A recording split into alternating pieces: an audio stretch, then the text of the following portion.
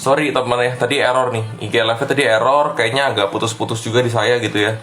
Jadinya saya ulang lagi IG Live-nya. Cuman gini, tadi kan saya udah sebutin berapa saham ya. Mungkin bagi teman yang takut tadi itu nggak ke record segala macam, tadi memang nggak ke record sih.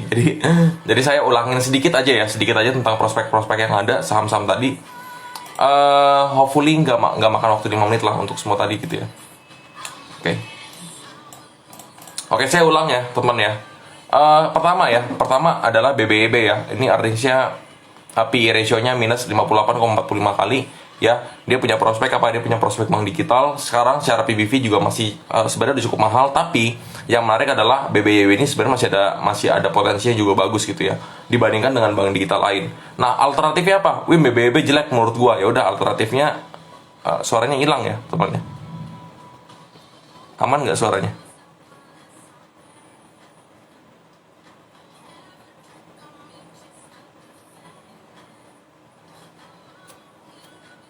Halo? Suaranya aman, teman? Atau ada kendala sound? Oh, aman ya? Oke ya, saya lanjut ya. Jadi kalau misalnya BBB teman-teman kurang oke, alternatif lain adalah Arto gitu ya. Jadi BBB atau Arto, it's up to you gitu soalnya. Jadi kalau misalnya untuk bank digital, yang saya perhatikan hanya dua, BBB atau Arto. Arto ini alternatif ya. Mengingat market capnya juga udah cukup besar untuk Arto. Oke, saya lanjut ke saham kedua tadi ya. Saham kedua adalah Friend. Friend ini prospeknya udah saya sampaikan berulang kali lipat ya. Terkait tentang apa sih sebenarnya Friend ini? Terkait tentang yang namanya telco ya, telco industri yang sebenarnya secara growth itu Friend itu punya growth yang sangat-sangat besar ya. Dan selain itu earnings dari Friend ini dia terus positif. Nah, potensinya kalau misal positif nanti Q1 2022 harusnya positif juga. Nah, kalau Q1 2022 itu positif, hopefully di RTI nanti dia akan warna hijau ya. Nah, ini akan jadi sentimen tersendiri untuk Friend. Setidaknya kalau untuk Friend di harga 80 balik ke 90 itu sebenarnya masih sangat masuk akal, teman ya. Itu untuk Friend ya. Yang ketiga itu apa? Yang ketiga adalah IMAS nih. Nah, IMAS ini sebenarnya ini kan juga cukup bagus IMAS ya, karena dia punya PBV juga sangat murah nih. 0,29 kali. Cuman permasalahannya IMAS ini satu ya. IMAS ini kurang liquid. Dan yang kedua permasalahannya adalah dia itu earningsnya masih PE ratio-nya masih minus 19,82 kali.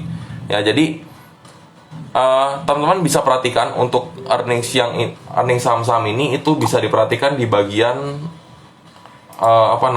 selain kita lihat PE ratio-nya, teman-teman juga bisa lihat PBV juga.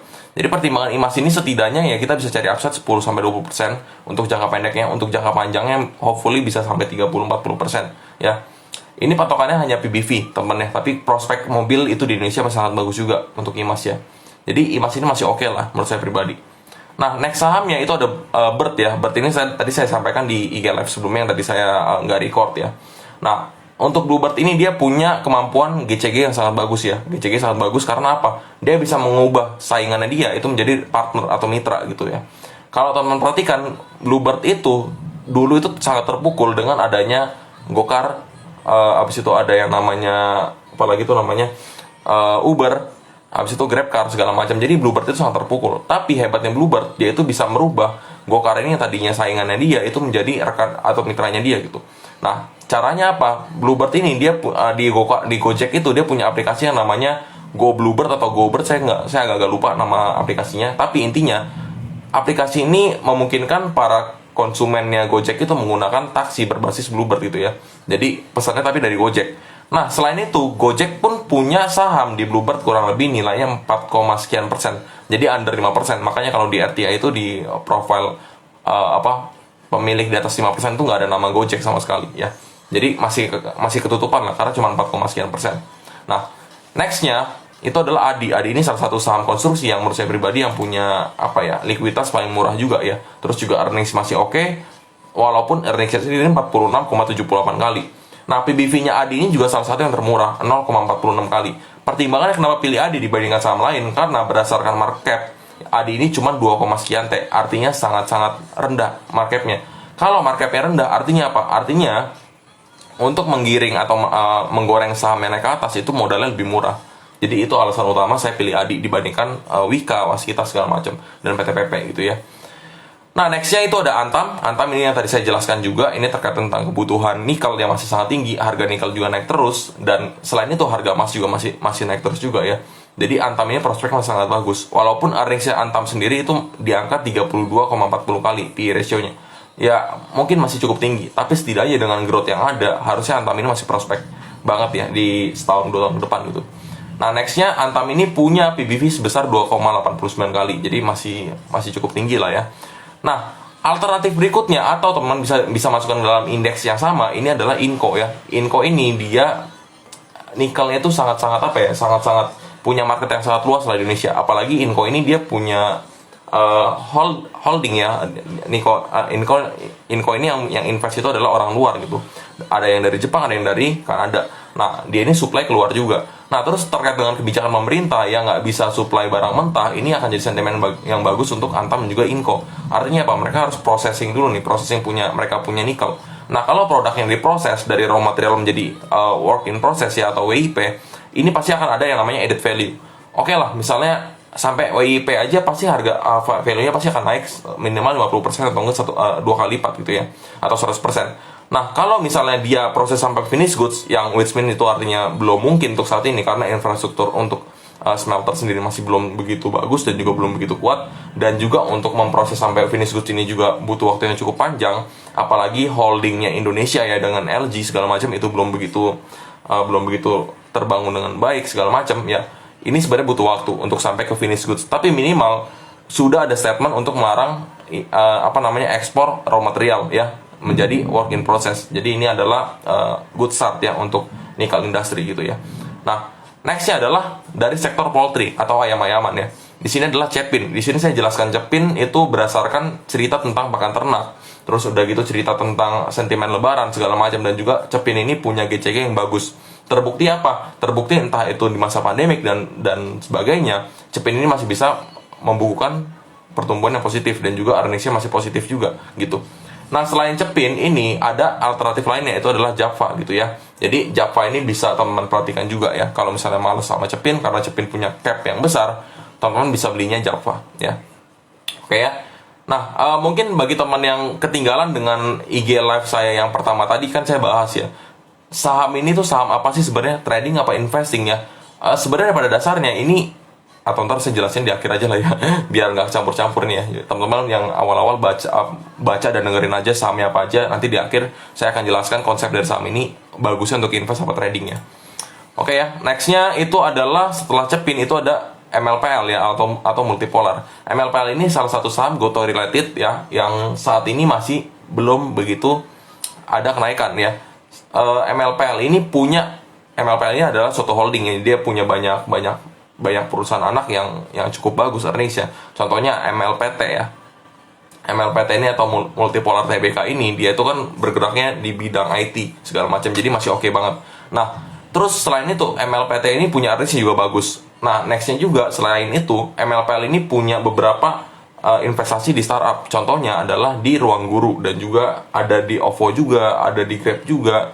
Selain itu dia juga punya investasi di Sosiola segala macam. Jadi banyak sekali portofolio dari MLPL ini. Teman-teman bisa buka portofolio MLPL ya. Nah, kalau misalnya udah dibuka ya, itu banyak sekali startupnya di situ. Jadi sangat menarik lah untuk MLPL. Nah, valuasi sekarang itu MLPL PBV-nya itu 0,92 kali. Jadi masih sangat menarik. Kalau teman-teman ingat ya, ini menyambung stok pick berikutnya, itu ada yang namanya BHIT ya. Ini adalah salah satu saham yang sering saya sampaikan ke teman-teman semua.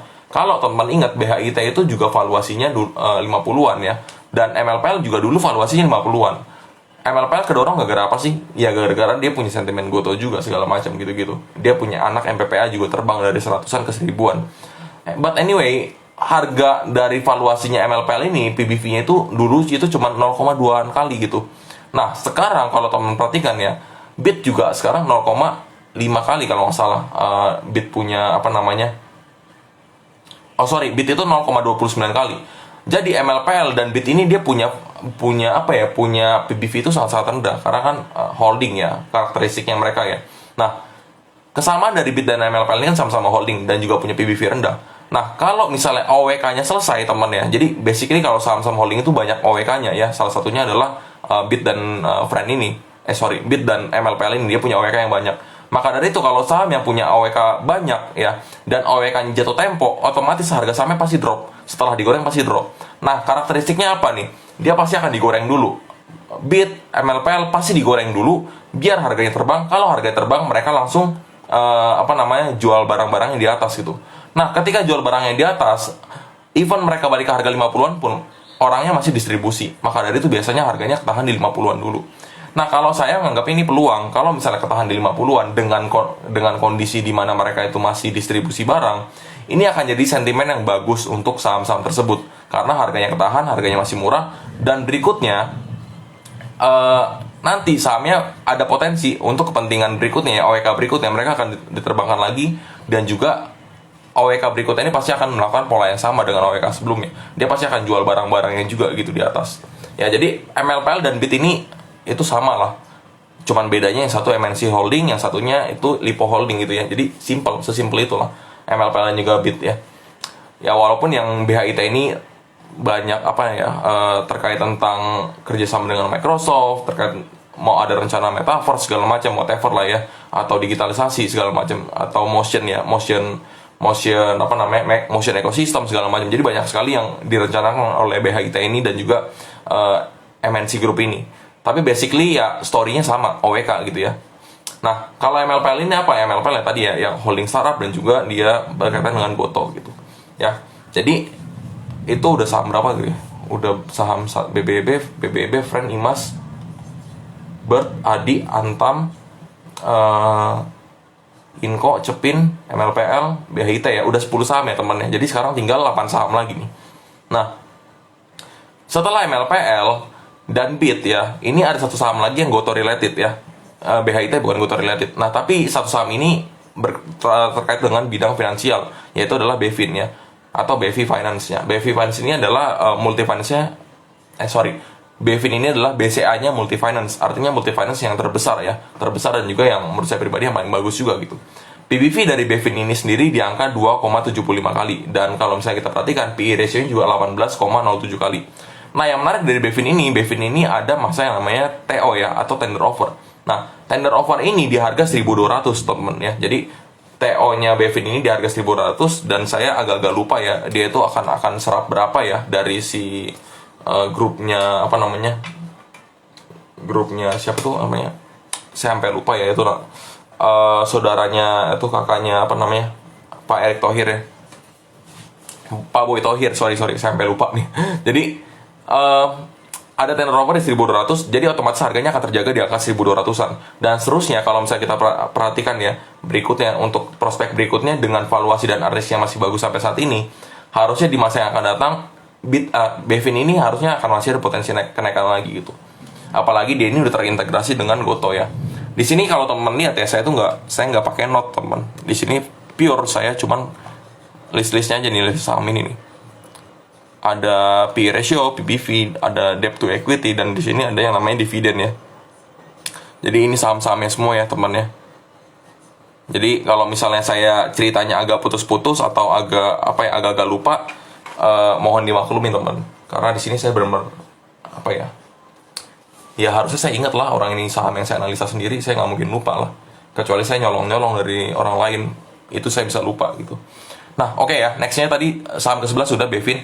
Saham ke-12 adalah TWR ya. TWR ini adalah salah satu saham menara yang menjadi favorit saya pribadi, dan ini punya prospek yang sangat bagus, punya earnings yang sangat bagus, growth yang sangat bagus, semuanya sangat bagus.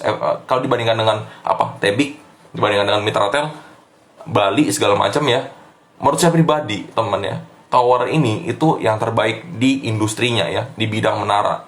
Ya, penyedia menara itu TWR itu yang terbaik. Dan TWR ini, sarana menara Nusantara ini, dia punya jumlah tower terbanyak kedua ya teman ya, setelah Mitratel. Jadi menurut saya pribadi ini masih sangat menarik prospeknya. PBV-nya 4,64, earnings-nya tadi 15,43, jadi masih sangat oke. Nah, kalau kita perhatikan dia punya debt to equity itu di angka 3,01 kali, sedangkan saham menara lain juga kurang lebih sama lah ya. Dia punya debt to equity juga cukup tinggi gitu. Jadi nggak terlalu masalah lah. Kita bisa perhatikan dari hal lain lagi gitu selain debt to equity. Oke ya. Jadi kalau misalnya saya pilih TWR ini karena apa? Ya karena basically berdasarkan perhitungan growth ya. Growth-nya TWR ini bagus. Udah, itu aja intinya untuk TWR.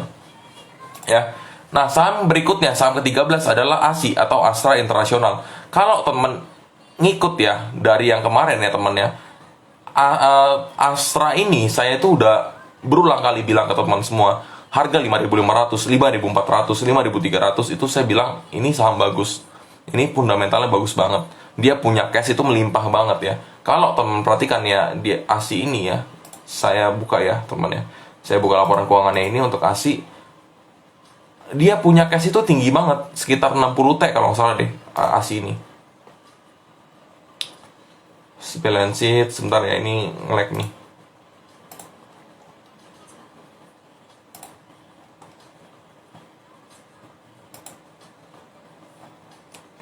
Oke ya. Sambil nunggu apa namanya saham ASI. Oke nih, ASI udah ya. Nah, ASI ini punya cash setara 63,9 T ya. Jadi ini sangat-sananya tinggi cashnya dia. Dan tiap tahun cash itu naik terus ya. Kalau kita annualin itu 2016-nya itu 29 T, 2017 31 T, 2018 turun 25 T, 2019 24 T, nah 2020 47 T, dan 2021 itu secara kasnya dia itu 63,9 T. Jadi ini basically berdasarkan saya ngeliatnya pertumbuhan free cash flow dan juga segala macam ya. Jadi untuk ASI ini sangat-sangat murah. Pada saat itu harganya murah. Nah, permasalahannya gini, saya kan teriak ASI kan di harga 5.500-an, terus sekarang harganya 6.700-an. Ya, saya bukan berarti masih merekomendasikan teman-teman untuk beli. Ya, jadi jangan salah paham. Ketika saya masih masukkan ASI ini ke dalam indeks saya secara pribadi, karena saya menganggap ASI ini masih sangat bagus. Bukan karena dia udah terbang tinggi segala macam. Kalau ASI terbang tinggi dan teman beli beli sahamnya di harga pucuk, ya itu salah teman-teman semua gitu. Saya nggak pernah menyuruh teman semua untuk beli saham ASI itu di harga pucuk. Kemarin saya teriak di 5.500 pada kemana aja gitu maksudnya. Di 5.600 pada kemana aja. Sekarang udah 6.000-an baru mulai tanya boleh beli apa enggak. Jujur saya bingung jawabnya teman. Dan kalau misalnya saya bilang kenapa masih promosiin ASI ya atau Astra International di harga sekarang, saya nggak promosiin sama sekali gitu. Jadi teman-teman bijak-bijaklah dalam menyaring apa yang saya sampaikan, dan juga ya intinya saya kan nggak pernah nyuruh beli juga lah ya. Ini kan juga teman-teman mau ikut boleh, nggak juga nggak ada untungnya buat saya gitu ya. Kayak itu untuk saham ke berapa tuh ya? Kesekian lah ya ASI. Nah, setelah ASI itu ada saham lain ya, itu adalah saham yang sering saya sampaikan teman-teman semua adalah Innov ya. Nah, Innov ini kalau teman perhatikan, Innov ini dari harga 260-270 pun, Innov ini kalau misalnya teman perhatikan itu sempat naik ke harga 300-an ya, bahkan hampir 400 ya harga Innov itu. Cuman saya bilang ke teman semua, saya pun nggak beli Innov lagi. Karena apa saya nggak beli Innov di harga itu? Karena harganya tinggi teman. Nah, betul kan, ternyata Innov itu harganya turun dan drop sampai ke angka 220-230. Dan saya bilang 220 dan 230 itu Innov itu ada gap ya. Ketika kita tahu Innov itu ada gap di angka 220-230, ya saya akan entry di situ. Dan average saya waktu itu di Innov itu 226-227 lah ya kurang lebih. Itu average saya di Innov. Nah, maka dari itu saya hold Innov di angka 250-an, 260-an. Saya masih hold segala macam. Saya jual sebagian Innov untuk masuk ke saham lain. Nah, masalahnya banyak orang yang saya bilang, saya sendiri yang rekomendasikan Innov, itu saya nggak entry Innov di harga 300 loh. Jadi saya bingung kalau ada orang yang entry Innov di harga 300, padahal saya sendiri bilang, saya rekomendasikan Innov, tapi saya baru mau beli Innov ketika harganya di bawah 250. Ya sekarang valuasinya membuktikan sendiri, memang valuasi di angka segini gitu. Jadi kalau teman-teman ikut tergiur dengan market yang market suguhkan, apalagi Innov ini masalahnya bukan saham yang saya promosikan pertama kali. Innov ini sudah ada yang promosikan. Promosinya apa? Oh mantap banget promosinya teman ya. Innov ini dibilang akan multi bagger berkali-kali lipat. Saya nggak sebut angkanya berapa kali, tapi intinya Innov ini istilahnya apa ya, manis banget lah ya. Berdasarkan cerita beliau itu manis banget Innov. Jadi kalau teman-teman ikut kemakannya karena itu ya saya nggak tahu. Saya sendiri yang bilang Innov ini sekali lagi di bawah 250 saya baru makan. Nah masalahnya banyak yang beli di harga 300 dan nanyanya ke saya, kemakannya sama orang lain nanyanya ke saya gitu. Jadi saya juga bingung untuk jawab teman-teman semua itu gimana ya. Gini teman ya, di saham itu kuncinya dua ya, sabar saat entry dan sabar saat jual. That's it gitu. Kalau misalnya kita bisa sabar saat jual, ya berarti kita bisa punya holding period yang panjang. Nah masalahnya sabar saat entry ini nggak semua orang bisa. Sabar saat entry ini adalah bicara tentang orang FOMO apa enggak. Kalau teman nggak sabar saat mau entry, artinya teman orang yang FOMO. Nah, kalau FOMO artinya apa? Harga berapapun dihajar, 300 dihajar, 320 dihajar, 330 dihajar, berapapun dihajar. Nah, dalam kasus Innov, saya gigit jari pas harganya dari 270 naik ke 300-an. Nggak beli sama sekali. Beli pun cuman sekitar 100 lot kurang, 40-an lot apa 50 lot kalau nggak salah. Dan itu pun barang yang benar-benar buat istilahnya buat apa ya? Buat titip sendal doang gitu. Dan saya lihat orang lain itu belinya sampai beratus-ratus lot, beribu-ribu lot segala macam. Berdasarkan analisa yang saya berikan. Saya bingung di situ, teman. Jujur aja. Jadi jujur ya, ketika kita nemuin saham bagus tapi kita nggak sabar entry, itu percuma semuanya, teman-teman bisa aja rugi di saham yang bagus itu. Jadi sayang banget lah ya kalau misalnya kita dapat saham yang bagus tapi kita sendiri nggak bisa sabar untuk entry. Perkara tadi misalnya Cepin itu saya bilang di harga 5.200 itu baru entry, 5.300 baru entry. Itu kan berdasarkan analisa saya. Kalau misalnya saya mau 5.200, 5.300 ya saya baru entry di situ. Saya pun belum beli Cepin lagi sampai saat ini karena Cepin itu belum turun sampai 5.300-an minimal. Nah, artinya apa? Saya punya margin of safety yang cukup besar untuk Cepin. Nah, ketika teman beli Cepin di harga 5.500 atau 5.600, asal HK aja. Kalau teman-teman punya holding period yang panjang, itu pun masih oke, karena harga sekarang masih cukup aman, teman. Tapi kalau misalnya teman-teman ambilnya di harga yang setelah naik dari harga average sekarang, itu baru yang salah gitu ya. Jadi kalau misalnya saya bilang, kalau saya nawarnya terlalu sadis, misalnya tadi Innov di 220, 230, teman-teman mau FOMO ya terserah gitu. Tapi kalau saya sih biasanya ngikutin trading plan. Tapi terkadang saya pun bisa FOMO juga sedikit ya. Jadi yang namanya manusia ya nggak bisa pure 100% nggak FOMO gitu. Jadi contoh. Pada saat saya pertama kali beli Cepin itu, saya bilang di angka 5.200. ASI pun saya bilang di 5.200-an, 5.300, 5.200, 5.000 sampai 5.200 lah kalau untuk ASI kalau nggak salah ya. Nah, saya pun bilangnya beli di situ. Tapi mau nggak mau harganya nggak turun-turun. Ya saya beli, tapi beli pun sedikit mau nggak mau. Ya, kenapa saya belinya sedikit? Ya karena harganya nggak mencapai target beli saya. Jadi kalaupun naik ya saya pun ngerasanya sedikit sekali, teman. Ya untuk ASI, untuk Cepin segala macam gitu. Jadi kalau dia nggak kena target buy saya, bukan berarti saya nggak punya barangnya. Saya punya, tapi sedikit banget gitu ya.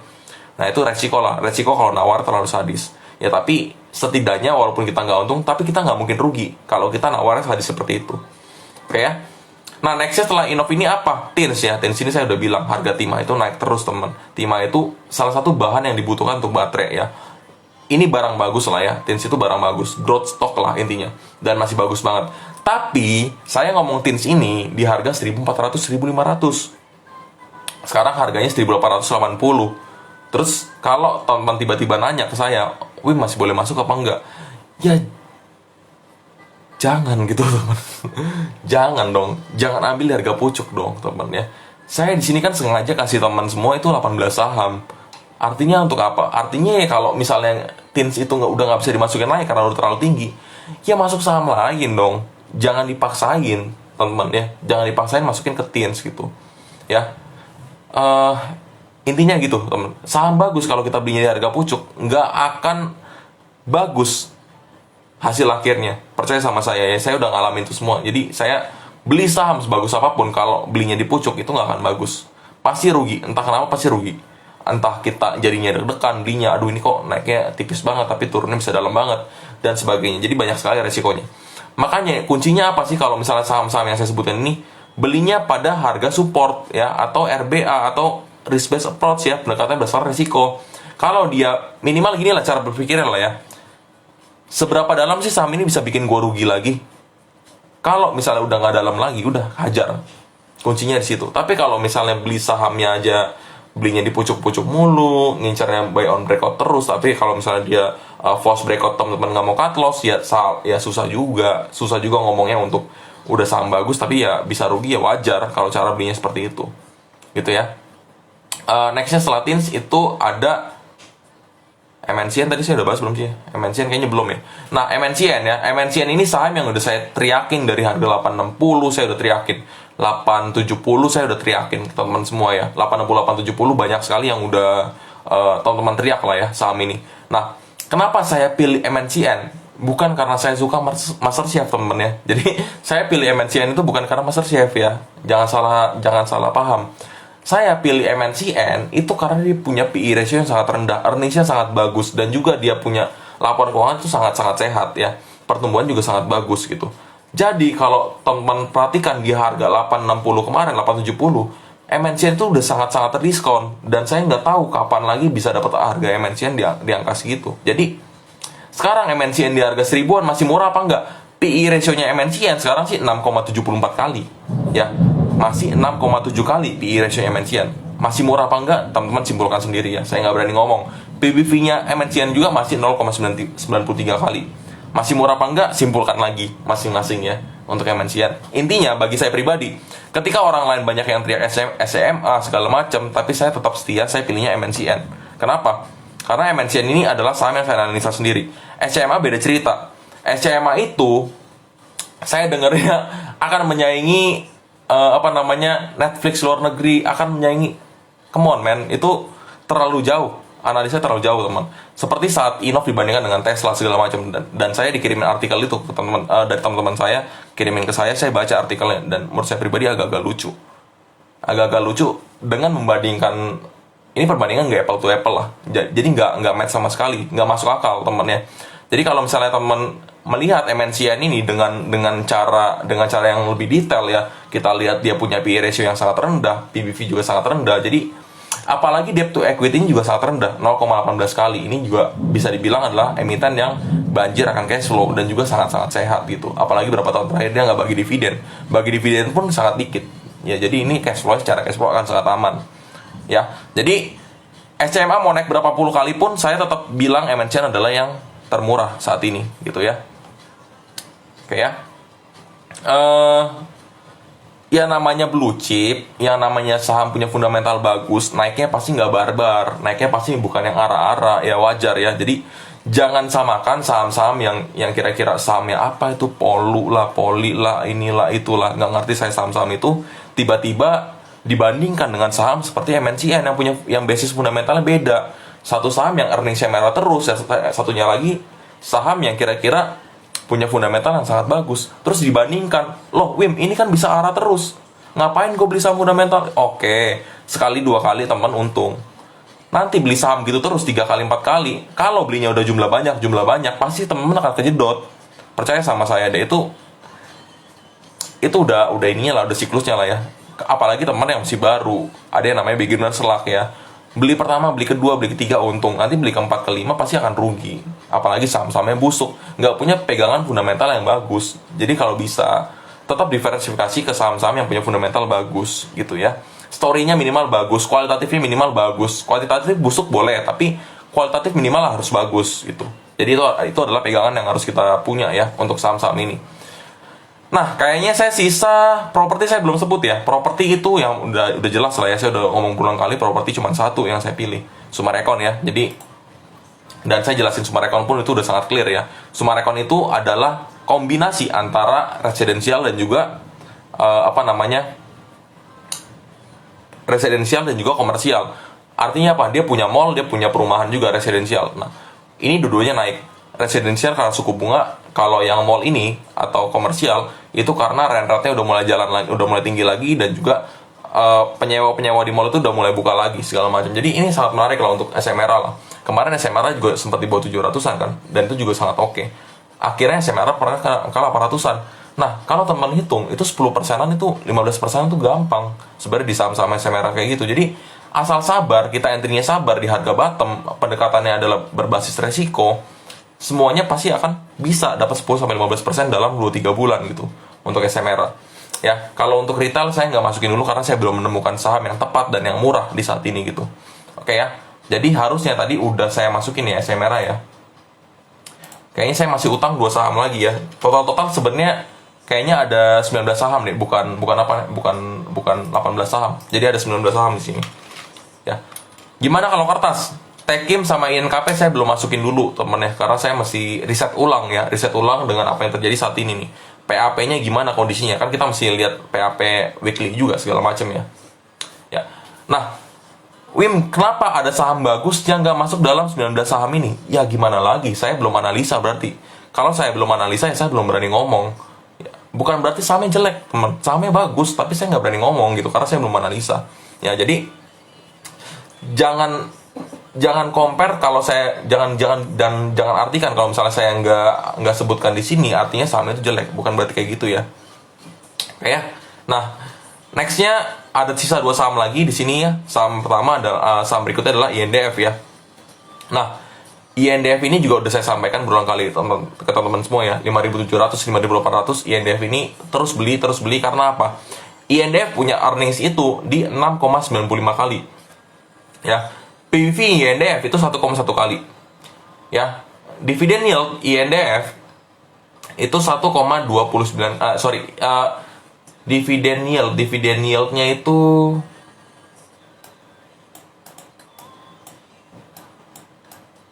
sebentar ya, ini agak error teman ya.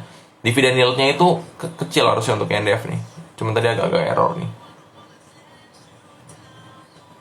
INDF mana ya? INDF. Nah, INDF itu punya dividen yield itu di angka 4,6%. Nah, earningsnya INDF itu naik terus, bahkan dia ada growth sekitar 10-15% ya secara EPS. Nah, kalau kita perhatikan lagi, teman-teman ya, di INDF ini potensinya apa sih? Kenapa sih saya bilang mesti hold INDF di jangka waktu di time frame cukup panjang? Karena apa? Kita berharap nanti INDF ini dia punya dividen itu sangat menarik. Kalau dividennya menarik, INDF otomatis harga sahamnya pasti akan ke up minimal seharga dividennya. Contoh, INDF di harga 6.000 misalnya nih. Terus tiba-tiba ada berita INDF bakal bagi dividen yield sebesar 6% atau 7%. Maka harga saham INDF minimal akan naik sekitar jadi 6.600, 6.400 gitu, 6.700 gitulah ya. Kurang lebih seperti itu perhitungannya. Jadi 10% di INDF untuk di hold sekitar 2 bulan 3 bulan sampai dia bagi dividen itu masih sangat-sangat oke potensinya ya. Disclaimer ya teman, jadi ini cuma perhitungan konyol aja. Seenggaknya teman ada basis data berdasarkan apa saya pilih INDF, karena dia punya earnings yang bagus, dia punya growth yang bagus, dan dia punya dividen yang sangat tinggi. 4,6% saat ini saya bilang cukup tinggi lah ya, bukan sangat tinggi ya. Jadi masih oke lah untuk INDF. Oke ya, apalagi di sektor consumer goods ya, earnings segini masih oke banget gitu. Oke ya. Nah, sekarang kita masuk ke saham terakhir ya. Saham terakhir ini adalah saham yang kemarin saya ngomongin ya, kemarin malam saya infoin saham ini. Saham ini cocoknya diinvestasikan ya, nggak cocok di tradingin sama sekali. Catatan ya. Jadi saham terakhir yang saya informasikan ini adalah saham yang baru-baru ini saya analisa, dan saya belum selesai baca public expose-nya. Tapi saya udah baca dia punya laporan keuangan, adalah sekitar di bagian aset, ekuitas, dan liabilitas saya udah baca gitu, dan saya udah baca catatan kakinya juga gitu. Nah, setidaknya saham ini punya prospek yang sangat bagus dan dividennya juga sangat menarik ya. Sahamnya apa? Ini saham yang dulu saya sempat bahas, POWR atau Cikarang Listrindo ya. Saya baru mention saham ini di sini di live. Jadi kalau teman-teman nggak nonton live-nya mungkin nggak akan tahu, dan saya belum mention di Telegram sama sekali ya tentang saham POWR ini. Nah, POWR ini punya harga sangat-sangat murah. PBV-nya POWR itu di angka 1, berapa nih POWR? 1,05 kali. Nah, POWR ini punya PE ratio di angka 8,28 kali. Jadi sangat-sangat rendah ya. PE ratio sangat-sangat rendah, 8,28 kali.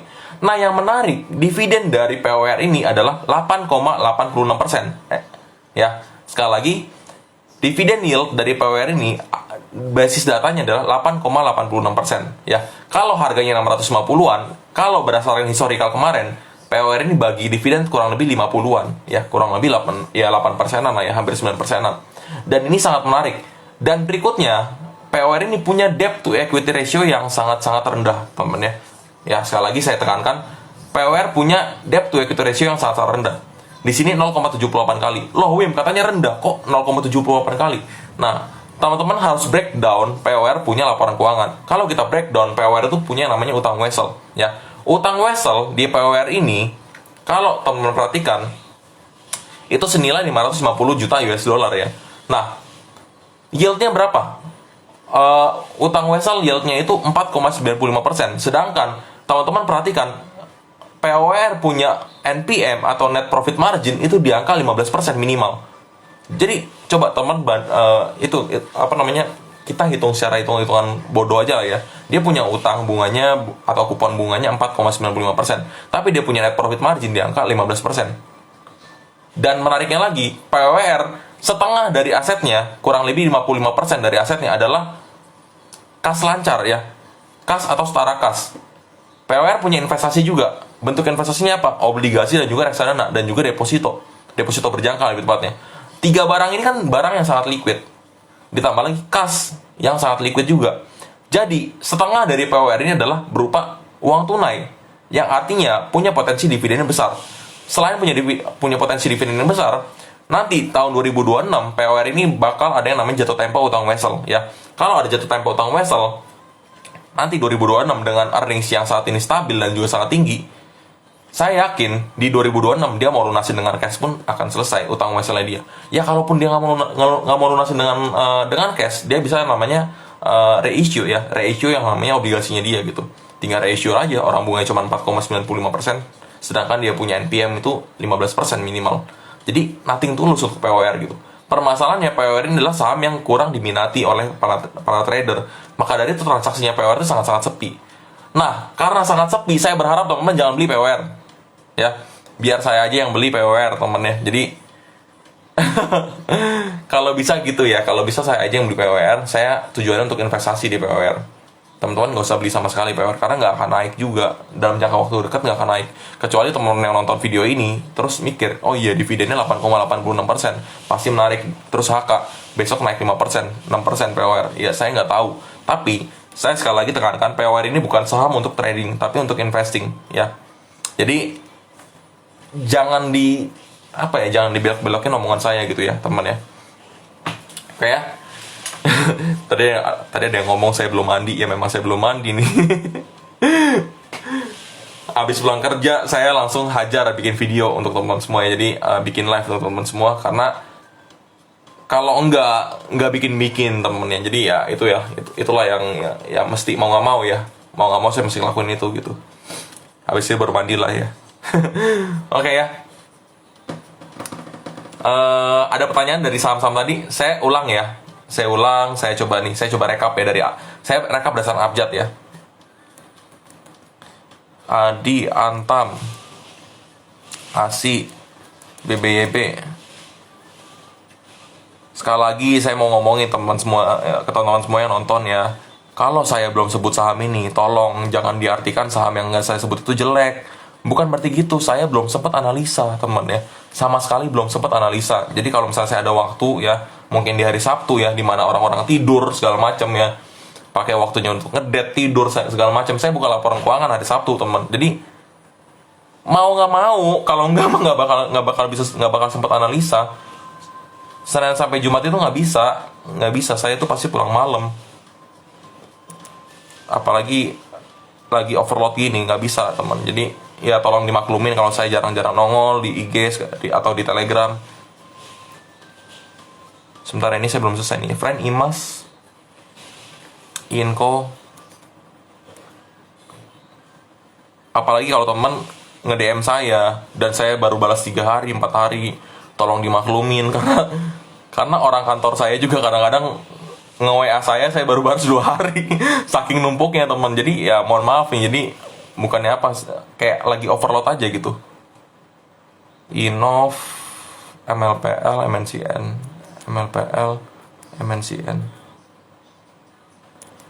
POWR. Teman-teman tolong hitung ya ntar ya, ini ada berapa saham nih, kayaknya 19 sih. Ya ini pasti nambah lagi karena saya belum selesai analisa ya. Pasti nambah lah, nggak mungkin nggak nambah. Kayaknya udah deh. Coba tuh ya, berapa saham tuh? 1, 2, 3, 4, 5, 6, 7, 8, 9, 10, 11, 12, 13, 14, 15, 16, 17, 18. Ya 19 saham ya. Ini saya pin ya.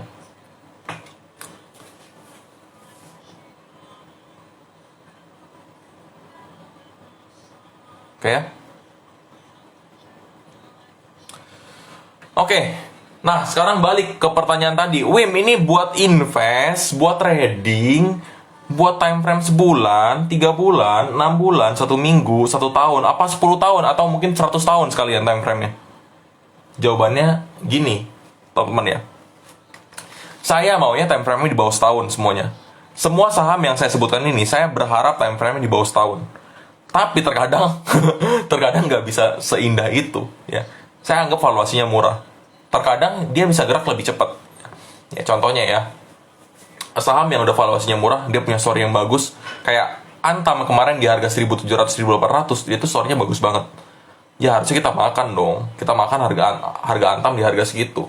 Ya, cuman permasalahannya kan yang baru beli Antam lagi kan di harga 2.700 2.800. Di harga pucuk lagi, ya. Jadi mau nggak mau, teman-teman ya. Kayak terus kalau misalnya bisa teman-teman, kalau misalnya bisa itu entry saham-saham yang saya sebutin ini itu jangan entry yang sekaligus. Kalau bisa ya 2 kali 3 kali entry lah ya. Jadi jangan yang nekat-nekat juga gitu. Ngomong-ngomong ini ya list sahamnya nih ya. Kalau misalnya teman lihat di sini saya nggak sempat nyiapin note sama sekali. Jadi saya benar-benar udahlah ini sama apa sih yang saya watchlist. Adi, Antam, ASI, BBB, Bevin, Behit, Bird, Cepin, Friend, Imas, Inco, INDF, Innov, MLPL, MNCN, POR, SMR, Tins, dan juga Tower nih ya. Jadi nggak ada yang saya tutupin untuk ke teman-teman semua. Ini saya lihat ya, ini istilahnya kuantitatif simple banget lah ya. Saya nggak berani bilang kuantitatif bodoh, tapi ini kuantitatif simple. Lihatnya dari mana? Ini ada PE ratio, ada PBV, ada debt to equity, dan juga dividend yield ya. Simple ya. Simple. Yang terpenting sebenarnya bukan kuantitatifnya, tapi sekali lagi yang terpenting adalah kualitatifnya ya. Nah, perkara kalau misalnya ada emiten-emiten yang saya sempat mention tapi saya nggak masukkan lagi seperti emiten kertas di sini, bukan berarti bagus, bukan berarti nggak bagus, dan bukan berarti udah jelek.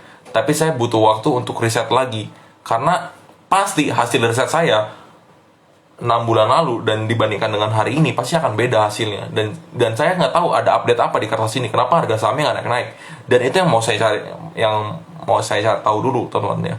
Jadi saya nggak berani ngasih keputusan bahwa wah ini udah pasti bagus, ini udah pasti jelek. Saya nggak berani sama sekali teman-teman ya. Jadi tolong dimaklumin. Mudah-mudahan saya sempat ya. Saya punya waktu yang cukup ya untuk analisa saham kertas. Karena dibandingkan saya analisa saham kertas, saya mendingan analisa saham yang belum saya analisa aja di sini. Contohnya apa? Saya janji saya belum analisa IMAS dari kemarin loh. IMAS saya belum analisa. Terus TOWR dari kemarin saya mau ngomong analisa nggak jadi analisa, nggak jadi nih ya. Terus apa lagi nih ya? Innov pun saya belum punya video khususnya loh untuk Innov loh. Ya. INDF saya belum buat analisanya. Utang saya banyak banget teman. Jadi saya belum ini, belum itu nih ya. Bird saya belum buat, apalagi nih. ASI saya mau buat aja udah keburu naik. Jadi kayak apa ya? Ya belum ada. POR saya bakal buat, pasti saya akan buat POR nih, perhitungan dividennya dan cara investasi di POR saya akan jabarkan teman semua ya. Kayak ada pertanyaan nggak teman-teman ya? Cepro saham trading, saya nggak saham trading yang punya earnings, tapi dia earningsnya itu bukan berasal dari, ya intinya saya nggak mau masukin lah Cepro lah ya. Terlalu banyak kontroversi di Cepro, saya nggak berani masukin. BBKP saya belum analisa ulang, jadi saya nggak berani masukin BBKP. Cepro saham yang dipegang sama salah satu sesepuh, saya nggak berani bahas sama sekali ya. Beda, saya nggak mau ikut-ikutan barang-barang orang lain. Beliau punya lapak ya udah monggo, beliau yang mau goreng kayak, beliau yang mau ngebungkus orang kayak, saya nggak peduli sih. Saya ya kita give respect aja lah ya, cuman saya nggak mau yang berlebihan juga gitu. Saya juga nggak kenal. Nah, IPCM sama IPCC ini bagus ya. Sekali lagi IPCM dan IPCC ini bagus teman, cuman saya belum analisa lagi ya, jadi saya belum bisa masukin. MTEL saya skip, mendingan TOR. Sebentar, pertanyaannya satu-satu nih ya. MPPA saya skip, ekuitasnya merah gitu saya nggak mau, sama ekuitas merah. PSKT apalagi, ini sama apa nih, saya nggak ngerti bisnisnya apa. Saham yang bisnis saya nggak ngerti, saya nggak mau masukin. Bukan berarti jelek ya, Kalau teman-teman tahu prospeknya PSKT segala macam ya, teman-teman tahu itu bagus ya, ya monggo. Tapi saya nggak tahu bisnisnya itu apa.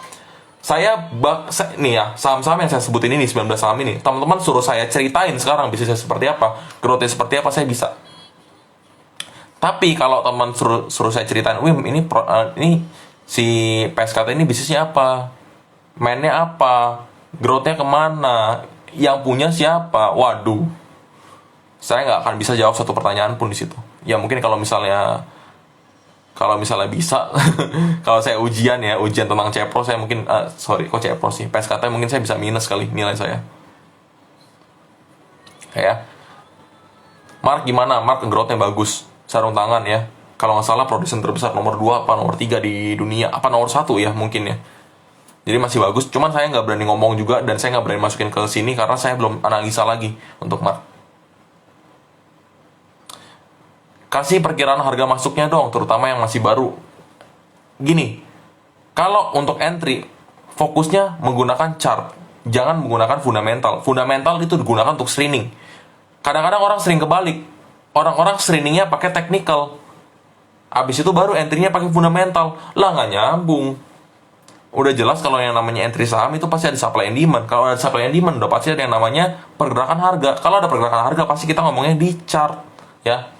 Harga saham itu adanya di chart, ya teman-teman ya. Jadi kalau mau entry, lihat yang mana yang di harga support, baru dibeli. Gampang lah, teman-teman cukup paham 2 hal di technical, udah 2 aja, jangan yang macam-macam lah. Ada yang gambar harmonik inilah itulah, aduh pusing. Chart pattern, ada double top double bottom, aduh pusing teman-teman mungkin nggak ada waktu untuk belajar itu semua. Jadi saya sarankan cukup pahamin 2 hal di technical. Yang pertama adalah support and resistance, di mana support itu adalah area yang biasanya banyak pembelinya segala macam ya, karena itu area yang istilahnya area lantai lah ya. Dan satunya lagi adalah resistance, di mana banyak area penjual di situ. Udah cukup pahamin itu aja, support and resistance. Yang kedua adalah market structure ya, pahamin tren dari saham itu apa, dia masuk tren mana, primary, secondary, atau minor trend. Udah, that's it ya. Pahamin juga strukturnya, lower low, lower high, higher high, higher low, segala macam, pahamin itu. Udah, teman-teman kuasain 2 itu aja di technical, saya percaya dibanding teman belajar pattern segala macam yang itu juga mainnya probability. Aduh, it's a big no lah ya untuk yang baru-baru gitu. Istilahnya teman istilahnya kita misalnya bayi baru lahir ya. Kalau kita dijejalin sama begituan, itu istilahnya kita baru lahir ini udah disuruh lari gitu. Dipecut suruh lari, padahal kan kita masih belajar dari merangkak dulu segala macam. Big no lah ya. Sektor health saya nggak masuk dulu, kurang menarik buat saya ya sektor health ya. Befik saya skip, ini isunya yang diambil sama Amarta kan ya. Amarta mau beli Befik kan. Saya nggak suka kalau sahamnya itu udah dibahas sama grup yang terkenal, saya nggak suka. Rawan nyangkut, percaya sama saya, rawan nyangkut. Rumah sakit saya nggak masuk BMAS. Pol lagi nih, Pol bisnis apa saya nggak ngerti nih. BMTR masih oke, earningsnya bagus. Cuman ya itu, sekali lagi kalau saham bagus ya gerakannya lambat, tapi pasti. Lebih pasti, bukan pasti 100% ya. Sido bagus, tapi harganya udah ketinggian buat saya. Kalau punya di harga bawah ya di hold aja, masih oke.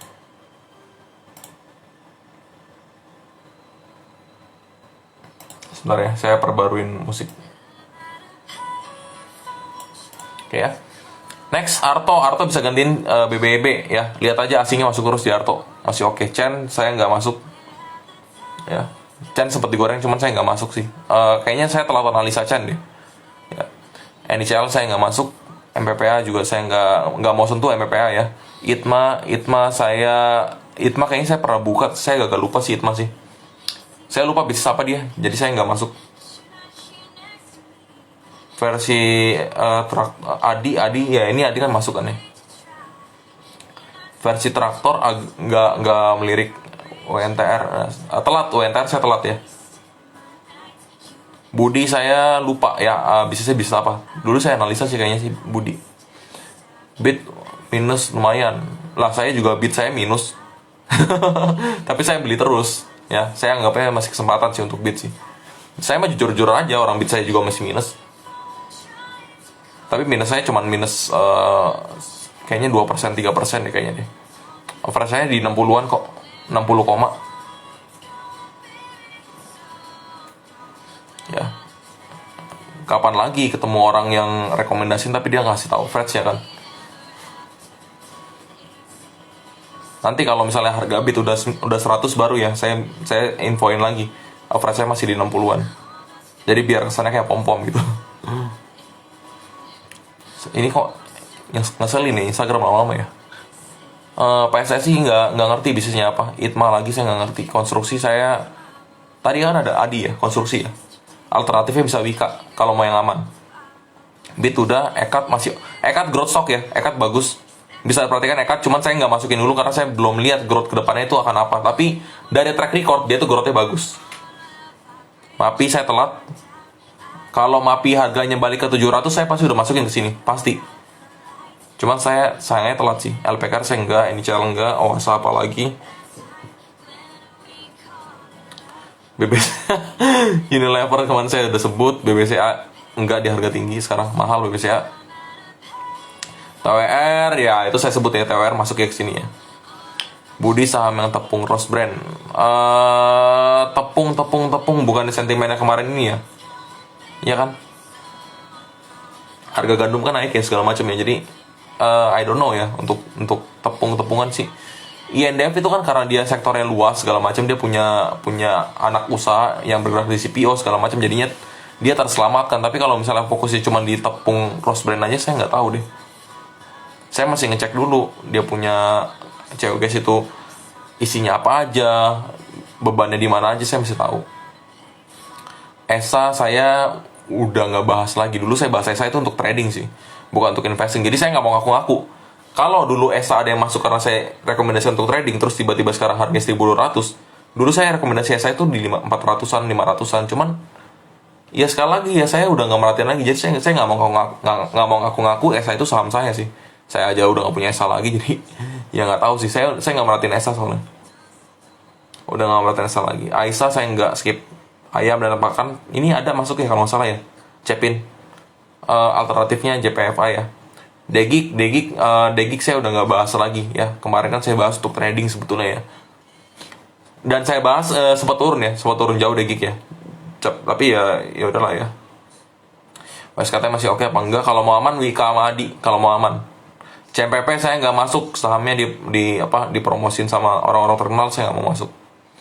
PPRS skip. BBNI kemahalan, Bumi apalagi, CLPI saham saya nggak tahu bisnisnya nih. Nanti saya cek mungkin ya. IPPE kayaknya saya udah nggak bahas lagi. JSMR itu jalan tol ya. Saya belum cek ya JSMR ini kayak gimana sekarang kondisinya. Oke ya. Sema kemarin, aduh saya lupa nih, Sema itu apa ya? Saya kemarin sempat buka RTA-nya kok Sema. Yang saya buka itu SMMT tuh, tapi kalau Sema itu apa ya? Kayaknya saya buka deh Sema deh. Sema, sebentar ya, saya buka RTA ya temennya. Jujur saya lupa nih, kebanyakan saham jadi lupa gitu. Sema. Bentar ya. Oh, Semakom ya. Semakom ini bisnisnya saya lupa lagi nih. Produsen penutup logam dan penutup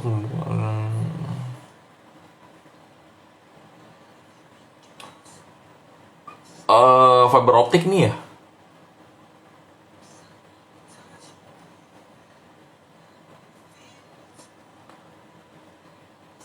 Penyedia listrik dan teknologi energi. Enggak, ini EBT kok bukan kok di sini kayak ada mengembangkan perusahaan sebagai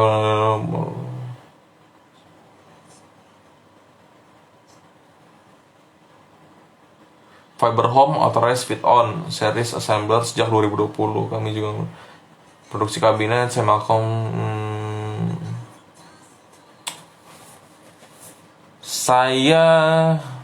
Nanti saya pelajarin Sema ya. Saya nggak berani ngomong sekarang. Sorry, ketekan. CLPI ya, saya sambil cek deh ya. Kalau banyak yang ngomong bagus saya cek nih. Tapi kalau saya yang udah tahu itu agak-agak wadadidau, saya nggak masuk. Oke ya, kita cek ya profilnya itu apa. Saya nggak ngeliat harga dulu teman-teman, saya ngeliatnya profilnya dulu. Dia tuh bisnis apa, mainannya apa, pemegang sahamnya siapa. Masyarakatnya 34,93%. IPO-nya itu tanggal 30 November 2001 ya ini ya. IPO-nya di angka 200, sekarang itu cap-nya ini berapa ini? Ntar saya cek deh. Oke, saya cek finansialnya ya. Cap-nya berapa sih ini?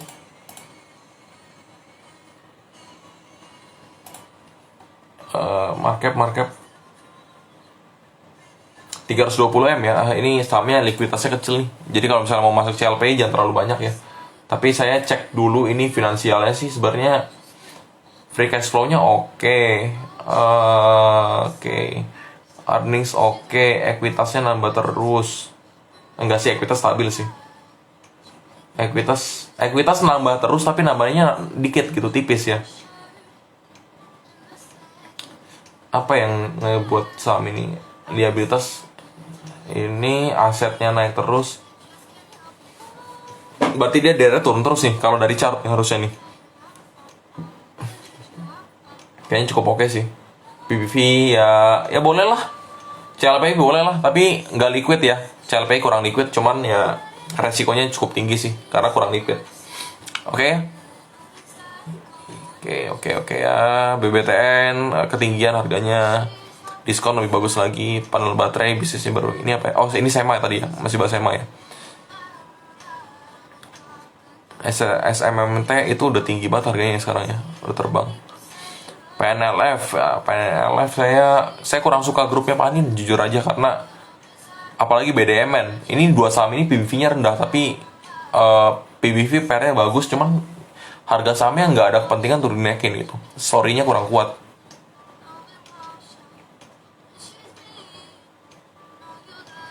Ya tuh itu pada ngomong kok CLPI bagus cuman nggak liquid. Ya udah tahu resikonya berarti kan ya kurang liquid. Ya kalau mau entry ya paling lucu-lucuan aja lah. Lucu-lucuan aja, beli berapa lot udah gitu aja, that's it. Jangan yang dihajar banyak-banyak. Jumlah saham beredarnya cuma berapa ini?